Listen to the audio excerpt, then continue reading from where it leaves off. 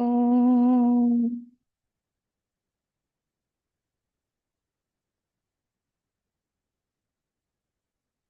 ఓం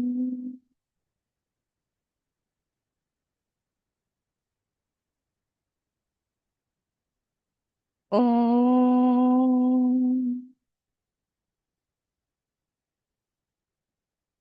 ఓం సహనావవతు సహనౌ భునక్తు సహ వీర్యం కరవావహై తేజస్వినావధీతమస్తు మా విద్విషావహై. ఓం శాంతి శాంతి శాంతి. ఓం గురుర్బ్రహ్మా గురుర్విష్ణుః గురుర్దేవో మహేశ్వరः గురురేవ పరం బ్రహ్మ తస్మై శ్రీ గురవే నమః. ఓం పార్థాయ ప్రతిబోధితాం భగవతా నారాయణేన స్వయం వ్యాసేన గ్రథితాం పురాణమునినా मध्ये महाभारतम् अद्वैतामृतवर्षिणीं भगवतीम् अष्टादशाध्यायिनीम् अम्भ त्वामनुसन्दधामि भगवद्गीते भवद्वेषिणीम्. 15th chapter పురుషోత్తమ ప్రాప్తి యోగః చూస్తున్నాం. సో నిన్న ఫస్ట్ 2 శ్లోకాస్ చూసాం. మెయిన్గా ఈ అధ్యాయంలో 15వ అధ్యాయంలో శ్రీకృష్ణుడే మాట్లాడుతున్నారు. ఓకే, సో ఏంటి ఒక పాయింట్ అని అంటే, ఈ సంసారం ఏదైతే ఉందో దాని ఒక వృక్ష ఉదాహరణతోటి వృక్ష రూపకంగా వర్ణిస్తున్నారు. సో ఇది ఎలా ఉంది అని అంటే, ఒక వృక్షం దాని ఆది మొదలు ఏదైతే పైకి ఉంది, దాని శాఖలు అవన్నీ కూడా కిందికి ఉన్నాయి. సో ఇది ఒక అశ్వత్థ వృక్షం, రేపు అనేది లేని ఉన్న చెట్టు అనే దాని గురించి చెప్తున్నారు. ఇలాగ ఏదైనా ఉంటుందా అండి అని అంటే దాని గురించే కంటిన్యూ చేస్తున్నారు. సో వర్ణిస్తున్నారు. ఇలాంటి వృక్షం గురించి ఇలాంటి విషయాన్ని ఎవరైతే తెలుసుకుంటారో వాళ్ళు అన్నీ తెలుసుకున్నవారు అని చెప్తున్నారు. సహా వేదవిత్, అన్ని వేదాలు తెలుసుకున్నవాడు అని చెప్పేసి ఈ ఒక ఉదాహరణ దీనికి ఇలా చెప్పారు. ఇంకొకటి ఏంటి అని అంటే, ఏదైతే వృక్షం ఉందో అది సంసార వృక్షం. నిజానికి ఒక వృక్షం యొక్క ప్రతిబింబం మనం చూసినట్లయితే అది వాటర్లో రిఫ్లెక్షన్ చూస్తే దాని యొక్క కొమ్మలు అవన్నీ కూడా కిందికి, దాని మొదలు పైకున్నట్టు కనిపిస్తుంది. దాని యొక్క పళ్ళు పూలు వాటి వల్ల మనకి ఏ లాభము ఉండదు. ఉన్నట్టు కనిపించినప్పటికీ అవి మనకి ఇంద్రియాలకి మనం ఏదైనా వాడుకోవడానికి పనికిరావు. సో అలాగే ఈ ప్రపంచాన్ని కూడా పోలుస్తున్నారు. ఇది ఉన్నట్టు మనకు కనిపిస్తుంది, ఇంద్రియ గోచరం అవుతుంది, మనకి ఏదో సుఖాలను ఇస్తుంది అని అనుకుంటున్నాం, కానీ నిజానికైతే అది మిథ్య, లేదు అనే విషయాన్ని చెప్తున్నారు. ఈ విషయాన్ని తెలుసుకున్నవాడు రహస్యాన్ని, వేదాంత రహస్యాన్ని, వేదాన్ని తెలుసుకున్నవాడు. దెన్ ఇంకొక ఎగ్జాంపుల్లో ఈ చెట్టు ఏదైతే ఉందో దీని కంటిన్యూయేషన్ ఎట్లా జరుగుతుంది అని అంటే, సెకండ్ శ్లోకం చెప్తున్నారు. గుణ ప్రవృద్ధ విషయ ప్రవాళాహ. ఈ వృక్షం ఎట్లయితే సారం భూమి నుంచి తీసుకొని రూట్ల ద్వారా వేర్ల ద్వారా పెరుగుతుందో, ఈ సంసారం అనే వృక్షం కూడా, సంసారం మీద మనకున్న ఆశ కూడా, సంసారం నిజం అనే ఒక అభిప్రాయం కూడా మనం ఈ ప్రపంచంలో అనుభవించే భోగాల ద్వారా మన ఇంద్రియాలు వాసనల ద్వారా బయటికి వెళ్ళి విషయ ప్రపంచాన్ని స్వీకరిస్తున్నాయి. సో ఏదో ఒకటి అనుభవం జరుగుతుంది కాబట్టి నిజం కదా, ఉంది కదా అని ప్రపంచానికి మనం అస్తిత్వాన్ని ఇస్తున్నాం. సో అట్లాగా ఈ సంసార వృక్షం పెరుగుతూ పెరుగుతూ పెరుగుతూ ఉంది. మన యొక్క కోరికలు ఏవైతే ఉన్నాయో, మొదలవుతున్నాయో, ఇంకా ఇంకా వాసనలు తీర్చుకోవడం వల్ల పుడుతున్నాయో ఆసక్తి, అవి ఈ వృక్షానికి చిగుర్లు. సో ఇంకా చెట్టు పెరుగుతూ ఉంది అని చెప్పేసి అంటున్నారు. ఆధారమైనది భగవంతుడే అయినా ఈ మాయాశక్తి మాత్రం భగవంతుడికి సంబంధం లేకుండానే మనం పెట్టుకున్న దృష్టి, మన వాసనల వల్ల మనం కల్పించుకున్నది. సో భూమిలో నుంచి సారం తీసుకుంటున్న పరమాత్ముడే అన్నింటికి ఆధారమైన ఇక్కడ మాత్రం మనం ఇండివిజువల్ గా క్రియేట్ చేసుకుంటున్న ప్రపంచం, బట్ దీనికి నిజానికి అస్తిత్వం లేదు. ఇది తెలుసుకోవాలి. అయితే ఎంతగా పాతుకుపోయిన ఈ వేర్లు అంటే కర్మాణుబంధీని మనుష్యలోకే. సో ఎవరి ప్రపంచం వాళ్ళది. జనరల్గా ఈ డైలాగ్ అంటుంటే వింటుండగా ఎవరి ప్రపంచం వాళ్ళండి అంటే ఒక డెఫినేషన్ అంటూ లేదు. నీకో ప్రపంచం, నా అందరిది ఒకే ప్రపంచంలో ఉన్నా ఎవరి దృష్టి ఎవరి మైండ్ సెట్ ని బట్టి వాళ్ళకి ఆ ప్రపంచం అట్లా కనిపిస్తుంది. అందులో నుంచి అట్లాగా అనుభవాలను పొందుతున్నారు. సో కర్మలు ఇంకా ఇంకా చెయ్యాలి, నేను ఇంకా అనుభవించాలి అని ఒక కర్మ బంధంలో మనుష్య లోకంలో చిక్కుకుపోయి ఉన్నారు అనే విషయాన్ని చెప్తున్నారు. రైట్. సో ఇక్కడ కారణం భగవంతుడు, అంటే అన్నింటికి మూలం భగవంతుడే, కానీ ఇక్కడ మాయ ఒక కారణం. ఓకే. సో జనరల్ గా మనం ఈ టాపిక్ మాట్లాడుకోలేదు, ఇది కూడా మీకు ఒకసారి ఒక క్లాస్ చెప్తాను. సో గురుదేవ్ది బిఎంఐ డిస్కస్ చేశాం కదా, బాడీ మైండ్ ఇంటెలెక్ట్ ఆ టాపిక్, శరీరం మనస్సు బుద్ధి. అట్లానే ఇంకొక టాపిక్ కూడా ఉంటుంది. సో మనది ఏంటి అంటే ఉపాదాన కారణం నిమిత్త కారణం. సో ఈ రెండు విషయాలు మనం చూసుకోవాలి. ఉపాదాన కారణం ఒకటి ఉంటుంది, నిమిత్త కారణం. మెటీరియల్ ఏదైతే ఉందో, సపోజ్ ఒక కుండ ఉందనుకోండి, కుండ తయారైంది, దానికి ఉపాదాన కారణం మట్టి, నిమిత్త కారణం దాన్ని చేసిన వాడు కుమ్మరివాడు. సో ఇక్కడ ప్రపంచం కూడా మనకు కనిపిస్తుంది, ఇది క్రియేషన్ థింగ్ కనిపిస్తుంది. సో ఇక్కడ నిమిత్తం ఫైనల్ కాజ్ భగవంతుడైనా మనకి కనిపించడానికి కారణం మనం క్రియేట్ చేసుకున్న మాయ. ఓకే. సో ఈ డిస్టింగ్విషన్ ఉండాలి. అయితే ప్ర ప్రపంచంలో ప్రతిదీ ఉపాదాన నిమిత్త కారణం ఉంది, కానీ ఇక్కడ ఎక్సెప్షన్స్ ఉంటాయి అన్నమాట. లైక్ ఫర్ ఎగ్జాంపుల్ సాలెపురుగు ఉంటుంది కదా, సాలెపురుగు గూడు క్రియేట్ చేస్తుంది. ఆ గూడు క్రియేట్ చేయడానికి మెటీరియల్ దాని లోపల నుంచే వస్తుంది, సాలెపురుగు నుండే. ఆ క్రియేటర్ కూడా సాలెపురుగే కదా, స్పైడర్. సో ఇక్కడ ఉపాదాన నిమిత్త కారణం రెండు అదే అయ్యి ఉంటది. ఇక్కడ కూడా మన ఈ క్రియేషన్ కి కారణం అదే అయ్యుంది. బట్ మనం లేని ప్రపంచాన్ని చూస్తున్నాం, మిథ్యా ప్రపంచం. లేనే లేదు, ఇంకా దాన్ని మనం దాంట్లో డిస్టింగ్విషన్స్ వెతుక్తే ఏమీ కనిపించవు. సో దాన్నే నెక్స్ట్ శ్లోకంలో చెప్తున్నారు. ప్రపంచం ఇలా ఉంది, ఇలా విస్తరించుకుంటుంది, ఇలా మనని భోగాలకు నెట్టేస్తుంది అని అనుకున్న వాడికి ఈ ఎక్స్ప్లెనేషన్. లైక్ ఫర్ ఎగ్జాంపుల్ ఎవరో అన్నారంట, ఇక్కడ బావి ఉంది కదా, బావిలో నీళ్ళు ఉన్నాయి కదా, సో నీ ప్రతిబింబం ఆ బావి నీళ్ళలో కనిపిస్తుంది. ఉందా లేదా? ఉందా లేదా ప్రతిబింబం బావిలో? ఇక్కడ మనం ఉన్నాం, నీ ప్రతిబింబం అక్కడ ఉందా అని అంటే ఏం చెప్తాం? బావిలో వెళ్ళి చూసిన వాడికి ఉందా అంటే ఉంది, లేదా అంటే లేదు కదా. సో ప్రపంచం ఉంది, ఇదంతా నిజం, దీని నుంచి మనం బయటపడాలి అనుకున్న వాడికి ఎస్, ఎట్లా బయటపడాలి అనే ప్రాసెస్ ఇదంతా, దీనికి ఇదంతా జరిగింది మూలం అని చెప్తారు. బట్ ప్రపంచం లేనే లేదు అనేది ఫస్ట్ ఒరిజినల్ కాన్సెప్ట్. బట్ మనకు కనిపిస్తుంది కదా అన్నప్పుడు ఇదంతా ప్రాబ్లమ్స్ ఫేస్ చేస్తున్నాం కాబట్టి సొల్యూషన్స్ వెతుకుతున్నాం. బట్ ప్రాబ్లమే అసలు ప్రపంచం లేదు అని గుర్తించడం, అది ఫైనల్ సొల్యూషన్. సో ప్రతిబింబం బావిలో కనిపిస్తుందా అని అంటే మనం వెళ్ళి బావిలోకి తొంగి చూస్తే మన రిఫ్లెక్షన్ కనిపిస్తుంది, చూసిన వాడికి ఉన్నట్టు, చూడని వాడికి లేనట్టు. సో అట్లాగా మన దృష్టి ఏదైతే మారుతుందో అప్పుడే మనం ఈ ఫైనల్ తత్వాన్ని తెలుసుకున్నట్టు. లేదు దృష్టి మారట్లేదు బట్ స్టిల్ ఇదంతా నిజమని అనుకుంటే ఎస్, సుఖాలు దుఃఖాలు అనుభవిస్తున్నాం, దాని నుంచి బయటికి రావాలి అనే ఎక్స్ప్లెనేషన్ చెప్తున్నారు. అయితే ఈ థర్డ్ శ్లోకం దానికే కనెక్ట్ చేస్తున్నారు. ఈ వృక్షాన్ని ఈ రెండు శ్లోకాలలో ఎక్స్ప్లెయిన్ చేయడం జరిగింది కదా. ఇప్పుడు ఈ థర్డ్ శ్లోకంలో ఏం చెప్తున్నారో చూద్దాం. నిన్న చదివాము బట్ మళ్ళీ ఒకసారి. శాలిని గారు.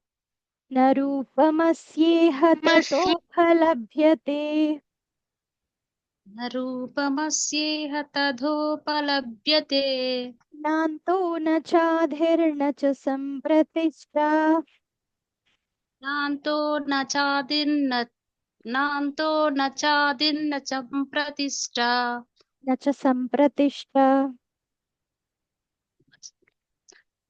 नान्तो न चादिर्न च सम्प्रतिष्ठा అశ్వత్థమేనం సువిరూఢమూలం अश्वत्थमेनं सुविरूढमूलम् అసంగశస్త్రేణ దృఢేన చిత్వా సంగశస్త్రేణ దృఢేన చిత్వా. రైట్. సో ఇక్కడ చెప్తున్నారు ఏంటి అని అంటే, ఇందాక వర్ణించిన ఆ చెట్టు, ఆ వృక్షం అది ఏదైతే ఉందో అది ఎందుకండి చెట్టులాగా వర్ణించారు, ఇదంతా నిజంగా కనిపిస్తుందా అంటే, నహ రూపం, నా రూపం, దాని రూపం ఇహ అసలు అలాగా లేనే లేదు. నా రూపమస్య ఇహ, అలాంటి రూపం అనేదే లేదు. తత ఉపలభ్యతే, అలాంటిది లభించనే లభించదు. ఆ, లభించదు కదా, మరి మీరు ఎక్కడైనా చూసారా అలాంటి చెట్టుని? కదా, ఎన్ని చెట్లు చూసామండి. అయితే వాటర్లో ఉండేటివి ఉంటాయి, లేదంటే భూమిలో నుంచి మెలిసేటివి ఉంటాయి, కానీ రూట్స్ పైకుండి శాఖలు కిందికి ఉండేది ఎక్కడైనా చూసారా? ఏదైనా బొమ్మలలో ఫోటోషాప్ చేసి పెడితే తప్ప కదా, లేదా ఇలా ఉంది అని ఊహించడం వల్ల తప్ప.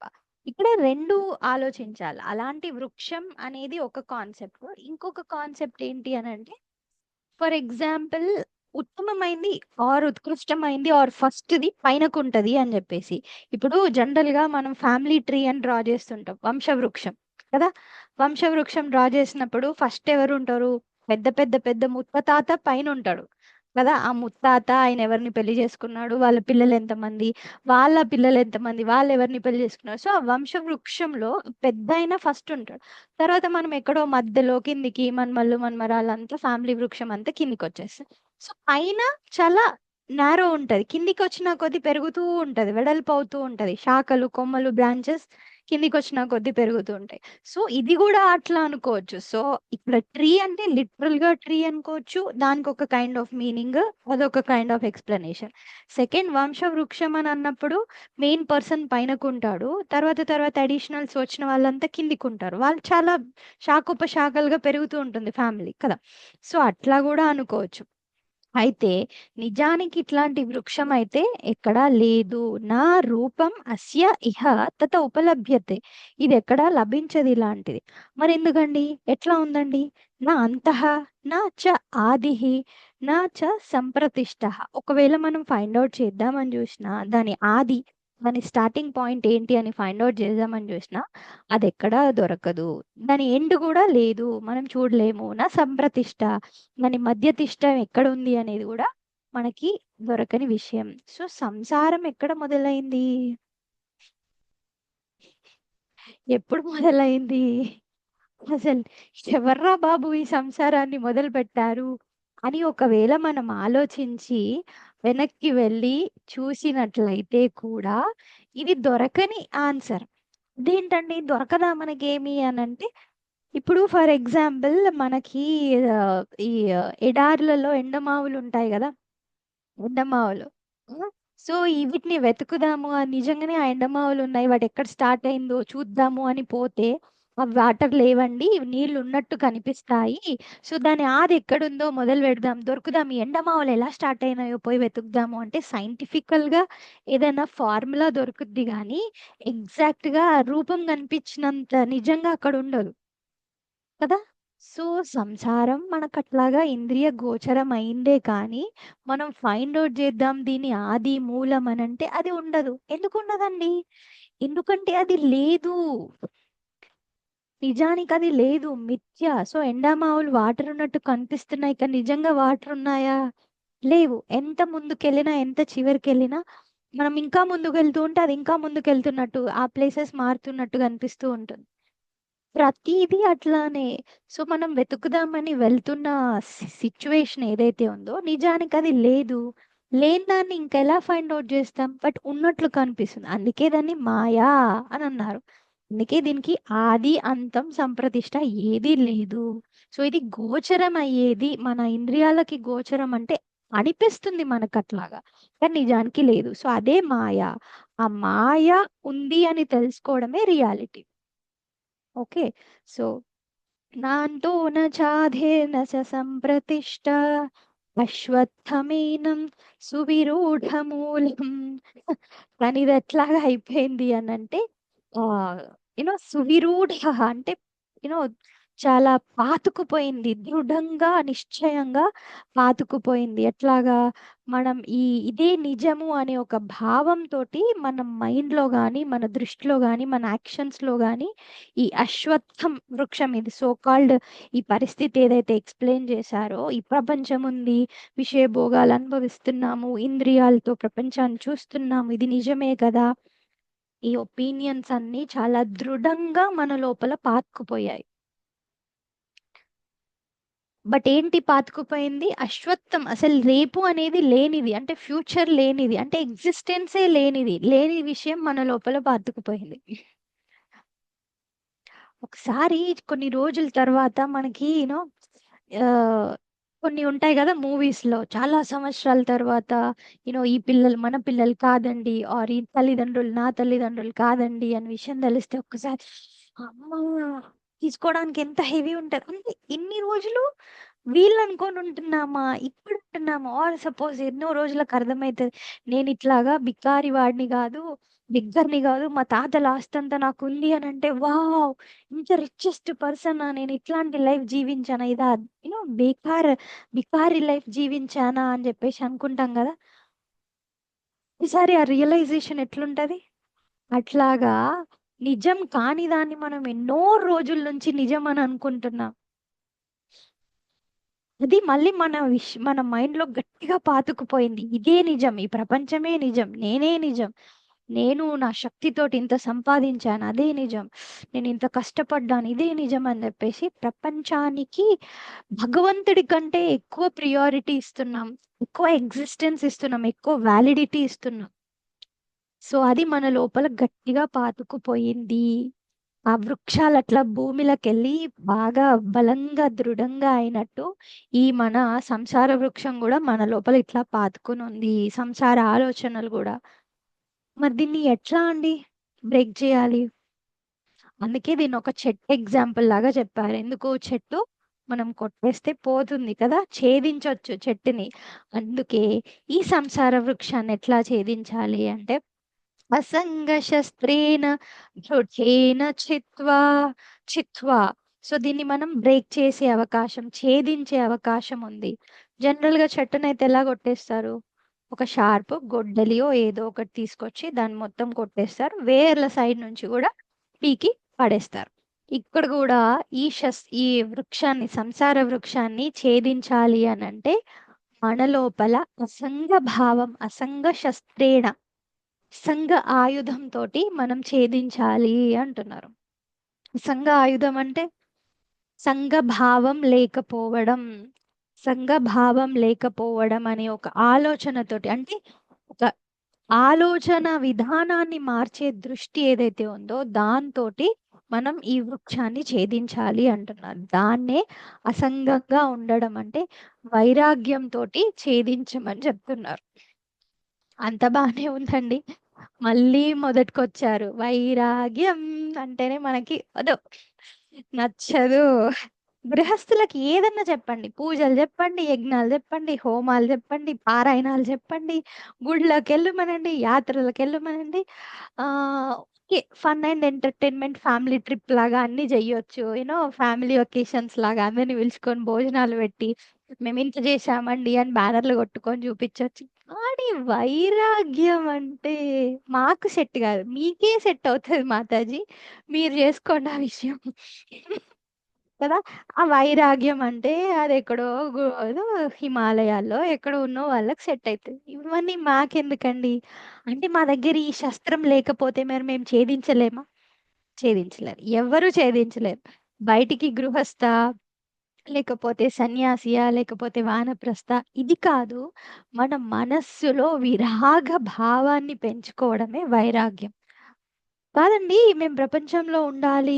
పనులు జేసుకోవాలి. సంసారంలో పిల్లల్ని జూసుకోవాలి. ఇవన్నీ వదిలేసి ఎక్కడికొస్తాం? ఎక్కడికి రావద్దు. ఫస్ట్ ఆఫ్ ఆల్ వేదాంతం ఎవ్వరిని ఫిజికల్‌గా ప్లేసెస్ మార్చమని జెప్పట్లేదు. ఫస్ట్ థింగ్ మీ ఇళ్లల్లో మీరే ఉండండి. అడవులే ఇప్పటికే అంతరించిపోతున్నాయి. అడవులలో ఉండే జంతువులకి అడవుల్లో చోటు లేదు. మళ్ళీ మనం వెళ్లి కూర్చుంటే అవెక్కడికెళ్తాయి పాపం.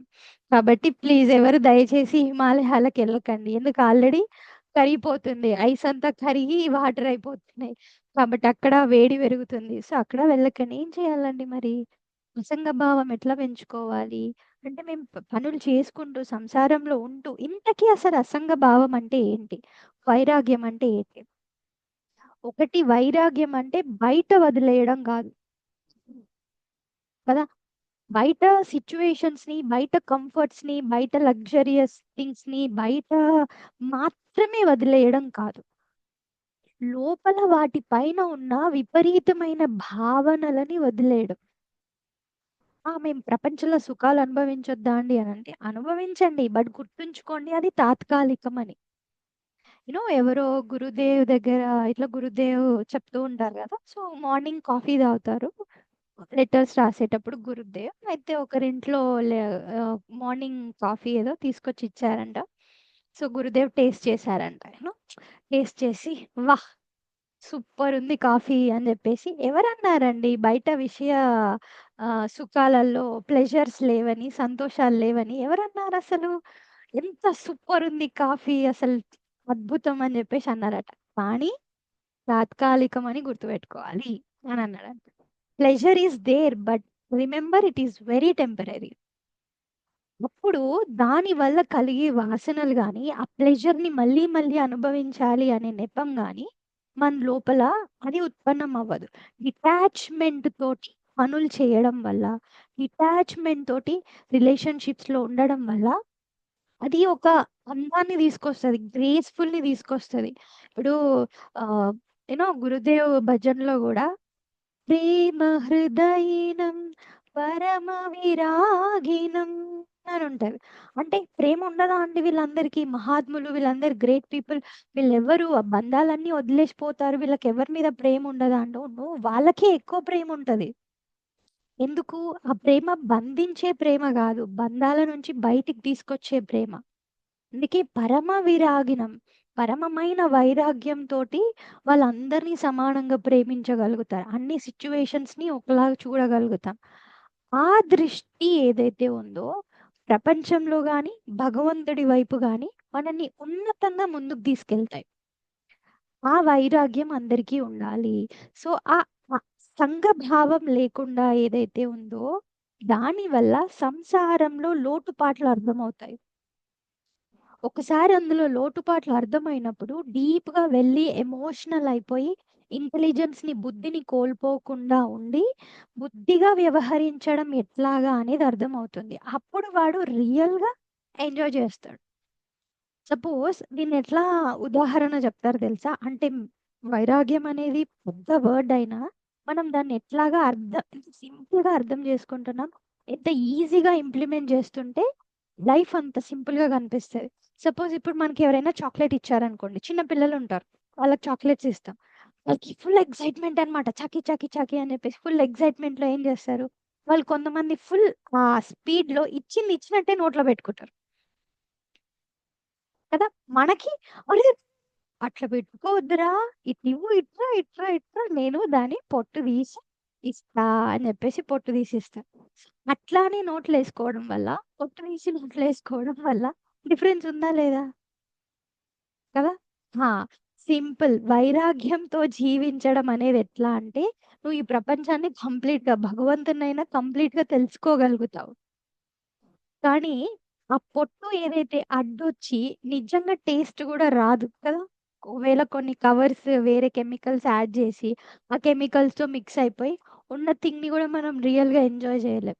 అట్లా ఈ ప్రపంచం మీద ఆసక్తి అనేది ఏదైతే ఉందో, అది మనకుండడం వల్ల నిజాన్ని గూడా మనం చూడలేకపోతున్నాం. కోరికలు, మన లైక్స్ అండ్ డిస్‌లైక్స్, మన సూపర్ ఇంపోజిషన్స్ వల్ల రియాలిటీని గూడా చూడలేకపోతున్నాం. ట్రాన్స్‌పరెంట్‌గా బిహేవ్ జేయలేకపోతున్నాము.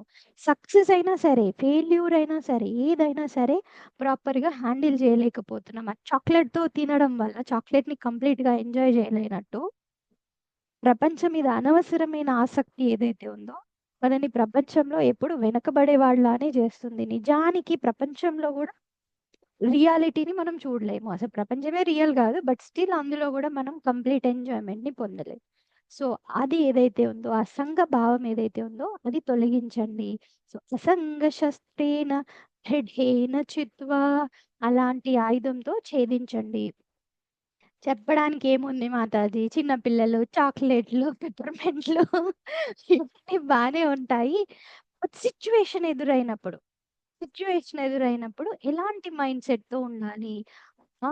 అది మనం ప్రాక్టీస్ చేయగలగాలి. ఫస్ట్ చిన్న చిన్న విషయాలలో ప్రాక్టీస్ చేయాలి. దాన్ని ఏమంటున్నారంటే దోష దృష్టి. వైరాగ్యాన్ని ప్రాక్టీస్ ఎట్లా చేయాలి అంటే దోష దృష్టి ఉండాలి.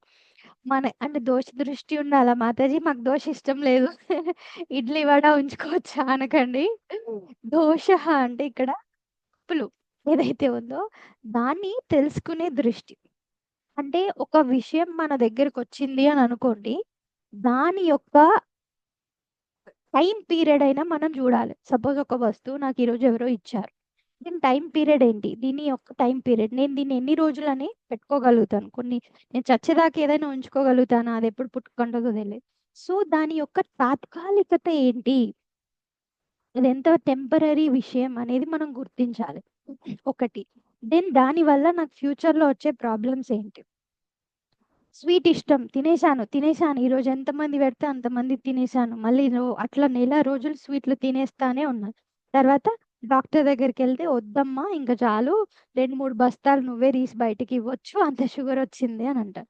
సో, ఒక విషయాన్ని మనం స్వీకరించడం వల్ల కాన్సిక్వెన్సెస్‌లో ఆహ్, ఎలాంటి డౌన్‌ఫాల్‌ని మనం ఫేస్ చేయబోతున్నాము అనే ఒక ముందే ఆ విషయాన్ని స్వీకరించడంలో మనం అబ్జర్వ్ చేయగలగాలి. సో, ఫర్ ఎగ్జాంపుల్ దాన్నే ఏమంటారు అనంటే, ఇప్పుడు శరీరం మీద మనకు తాదాత్మ్యం చాలా ఉంటుంది కదా! నేనిట్లా అందంగా ఉన్నాను. లేకపోతే నేను చాలా హెల్తీ లేకపోతే ఇట్లా అట్లా ఇగ చాలులేండి. ఇంగ చాలా మీరే ఊహించుకోండి. శరీరం మీద ఎలాంటి కోరికలున్నాయో, శరీరాన్ని ఏ విధంగా ప్యాంపర్ జేస్తున్నారో, మనస్సు గురించి ఆలోచనే ఉండదు. బయట దిద్దడం, దిద్దడం, దిద్దడం. ఆ! అవే మేకప్‌లు వేసుకోవడం. ఇట్లా మనం ఒక్కసారి ఊగితే 2, 3 కిలోలు బయట కింద పడతాయి. ఆ! అంతా ప్యాంపర్ చేసే ఈ బాడీ ఎలా ప్యాక్ చేశాడు భగవంతుడు? లోపల అసలు దేనితో ఉంది? ఒకసారి చూస్తే గనక ఏముంటది? ఓ 50 కిలోల మాంసం, ఓ 10 కిలోల బోన్స్, ఆ! తర్వాత 2, 3 లీటర్ల రక్తం, హీము, ఇంకా ఏదో చెత్త, చెదారం ఒక 10, 20 పనికిరాని పార్ట్స్, 10, 15 పనికొచ్చే పార్ట్స్. వీటన్నిటిని గిఫ్ట్ ర్యాపర్‌లో ఒక స్టైల్ గిఫ్ట్ కవర్‌లో ప్యాక్ చేసినట్టు brown, white, black skin tone తోటి ప్యాక్ చేసి పంపించాడు. ఒకసారి ఊహించుకోండి ఒక 2, 3 లీటర్ల రక్తం, 2 లీటర్ల సీము, ఇది మన లోపల ఉంది. అదంతా పక్కన పెట్టి ఊహించుకోండి. ఆహ్! అసలు ఒక్కసారి మనం తిన్నది బయటికి వామిట్ అయితేనే మనం చూసి మళ్ళీ తట్టుకోలేం. ఏది మనం తిన్నది ఆ! ఈరోజు ఎంత మంచిగుందండి పులుసు అని చెప్పేసి మనం తిన్నదే మనం ఒక్కసారి బయటికొచ్చిందంటే చూడకు వాటర్ మన బాడీలో ఒక స్కిన్ ఒకటి పక్కకు పెట్టేసిండనుకోండి దేవుడు, అవన్నీ బయటికట్లా కనిపిస్తాయి. కదా! నాకైతే స్మెల్ గూడా వస్తుందిప్పుడు చెప్తుంటే. అంటే అట్లాగా జరుగుతున్న సిట్యుయేషన్. ఇంకా కావాలంటే ఇంకా కొంచెం మలం, మూత్రం విసర్జనకు సంబంధించినయి గూడా చెత్తా చెదారం గూడా ఉంటుంది. ఇవన్నీ ప్యాకేజెస్ పైన ఇంత తాదాత్మ్యమా? మన మీద మనకి తాదాత్మ్యం ఓకే.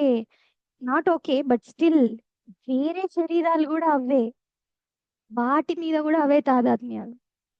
మన వామిటింగే మనం చూసుకోలేము. అట్లాంటిది వేరే వాటిపైన గూడా అదే రకమైన తాదాత్మ్యం. ఎంత అసహ్యం.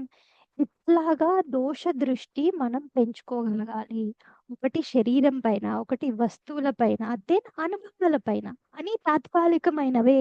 సో, ఈ దోష దృష్టి అనేది ఒకటి పెంచుకోవాలి. సెకండ్ అట్లాగా ప్రాక్టీస్ చేస్తూ ఉన్నప్పుడు ఇంకొకటి మనకి తత్వబోధ ఆధారంగా వైరాగ్యం డెఫినేషన్ ఏంటి అంటే పరలోకాలలో ఏవైతే సుఖాలున్నాయో వాటిపైన రాగం, ఇష్టం లేకపోవడం. సుఖాలొస్తాయి. కంఫర్ట్స్ ఉన్నాయి. వాటిని వదిలేసి ఎక్కడికి వెళ్ళమని చెప్పట్లేదు. వచ్చినాయా ఎంజాయ్ జేయండి. రాలేవా స్టిల్ ఎంజాయ్ జేయండి. దానిపైన స్పెషల్ ఆసక్తి ఏదైతే ఉందో, ఆ అబ్సెసివ్ నేచర్ కావాలి. లేకపోతే ఉండలేను. ఈ అడిక్షన్ మెంటాలిటీ ఏదైతే ఉందో, అది తొలగించుకోవాలి. అట్రాక్షన్, ఆ సంఘ భావం, తాదాత్మ్యత తొలగాలి అనే విషయం చెప్తున్నారు. ఎవరి మీదైనా సరే, అది పిల్లలైనా, తల్లిదండ్రులైనా, ఎవ్వరైనా సరే రూపం మీద తాదాత్మ్యం వద్దు. అది ఇక్కడ చెప్తున్నారు. మనకెవరి మీదన్నా మనకి వాళ్ళ మీద బాధ్యత ఉంది. వాళ్ళని చక్కదిద్దాం అంతే.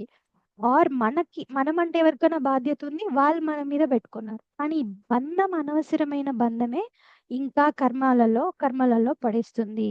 సో, ఫస్ట్ దోష దృష్టి ప్రాక్టీస్ చేయండి. దెన్ పర. ఇహలోకంలో అయినా సరే ఏదైనా ఒక వస్తువుని గాని, విషయాన్ని గాని అతిగా స్వీకరిస్తే ఇది డేంజరే. ఇది నేను చెప్పాల్సిన అవసరమే లేదు. ఇది మనకి వేదాంతం చెప్పాల్సిన అవసరమే లేదు. ఇది మనం ప్రాక్టికల్‌గా లైఫ్‌లో ఎక్స్‌పీరియన్స్ అవుతున్నాం. ఎవరితోనైనా అతిగా దగ్గరైపోయామనుకోండి, అది ఇంకా దూరం అవ్వడానికే దారితీస్తది. అది కూడా దూరం మామూలుగా గాదు. చాలా దుఃఖంతో దూరం అయ్యే దారితీస్తది. కదా! వాళ్ళు లేకపోతే ఉండలేమండి. చూడండి ఎంతగా తాదాత్మ్యం అయిపోతుంది. కొంతమంది ఆహ్, ఎవరైనా చనిపోతే అసలు దాన్ని యాక్సెప్ట్ కూడా చేయలేక మెంటల్ అయిపోయి, వాళ్ళే వెంటనే స్ట్రోక్స్‌తో చనిపోయి అంత సివియారిటీ, అంత పానిక్ అటాక్స్ వచ్చేస్తున్నాయి. అండ్ ఈ మధ్య రిలేషన్‌షిప్స్‌లో చూసుకుంటే గనక నిజాయితీ లేకపోవడం, ఊరికే తాత్కాలికంగా ఏవో ఒక అవసరాల కోసం వాళ్ళతో ఉండడం, ఒకవేళ వాళ్ళు మనల్ని మోసం చేశారని చెప్పేసి సూసైడ్ అటెంప్ట్స్ చేసుకోవడం. వెరీ వెరీ డెలికేట్ హృదయాలు అవుతూ ఉన్నాయి. ఇవన్నీ ఏంటి? ఇవన్నీ రియల్ రిలేషన్‌షిప్స్ కావు. అందుకోసమని చెప్పి ఈ దోషాలు జరుగుతాయి అని చెప్పి మనం ఆలోచించుకొని ఉండడం. నిజంగా ప్రేమ మన మీద మనకెవరి మీదనున్నా, మన మీద ఎవరికన్నా ఉన్నా, మనం లైఫ్‌లో ఎదుగుతాం. ఎప్పుడు దుఃఖం సైడ్ వెళ్ళం. కలిసి సిట్యుయేషన్స్‌ని ఫేస్ చేసే కెపాసిటీ వస్తుంది. అది ప్రేమ. ఆ ప్రేమ వల్ల ప్రాబ్లమ్ లేదు. తాదాత్మ్యం వల్లనే ప్రాబ్లమ్. అది ప్రపంచంలో గాని, సుఖాల పైన గాని, విషయాల పైన ఉన్నప్పుడు ఇంకా ప్రాబ్లమ్. సో, దాన్ని వదిలేయమంటున్నా. దోష దృష్టి ద్వారా. ఇంకొకటి పరలోకాలలో ఏ భోగం మనం అనుభవించినా దానివల్ల కాన్సిక్వెన్సెస్ నెగెటివ్‌గానే ఉంటాయని గుర్తించడం. దెన్ ఇంకొకటి క్షయ దోషం అని అంటున్నారు. ఏంటి? లైక్ ఫర్ ఎగ్జాంపుల్ స్వీట్ అంటే ఎక్కువ తీసుకుంటూ ఉంటే దాని వల్ల మనకు కలిగే సుఖం అంత తక్కువ అయిపోతుంటది. నాకు చాలా స్పైసీ స్నాక్స్ ఇలాంటి ఫుడ్స్ అన్ని జంక్ ఫుడ్స్ అన్ని ఇష్టం. ఎంత ఎక్కువ తీసుకుంటే దానివల్ల కడుపులో డైజెషన్ ప్రాబ్లమ్, కాన్‌స్టిపేషన్ ప్రాబ్లమ్, దానివల్ల మూడ్ స్వింగ్స్, అన్ని హెల్త్ ప్రాబ్లమ్స్. దానివల్ల నా behavioural patterns differences, judgements difference, నా లైఫ్ యాంబిషన్సే మారిపోతాయి. సో, దానివల్ల వచ్చే సుఖం క్షయమైతూ ఉంటది. ఇది మనం గుర్తుపెట్టుకోవాలి. సో, క్షయ దోషం. సో, ఈ విధంగా మన లైఫ్‌లో ఏవి ఇలాంటి పరిస్థితులను మనకి ఎదురు చేస్తున్నాయి? ఏవి మనం ఎక్కువ హోల్డ్ అయ్యి ఉంటున్నాము? ఇది మనం ఆలోచించుకోగలగాలి. ఆ ఆలోచించే అసంగ దృష్టి భావం పెంచుకున్నప్పుడు ఆ సంసార వృక్షం అనేది తగ్గిపోతూ ఉంటుంది. అది దూరం అవుతూ ఉంటుంది అనే విషయాన్ని చెప్తున్నారు. సో, అట్లాగా దాన్ని ఛేదించండి. అసంగ శస్త్రేణ దృఢేన చిత్వా. ఎందుకండి? ఎందుకంటే ఫస్ట్ శ్లోకం గుర్తుపెట్టుకోవాలి. ఈ సంసార వృక్షం లేదు.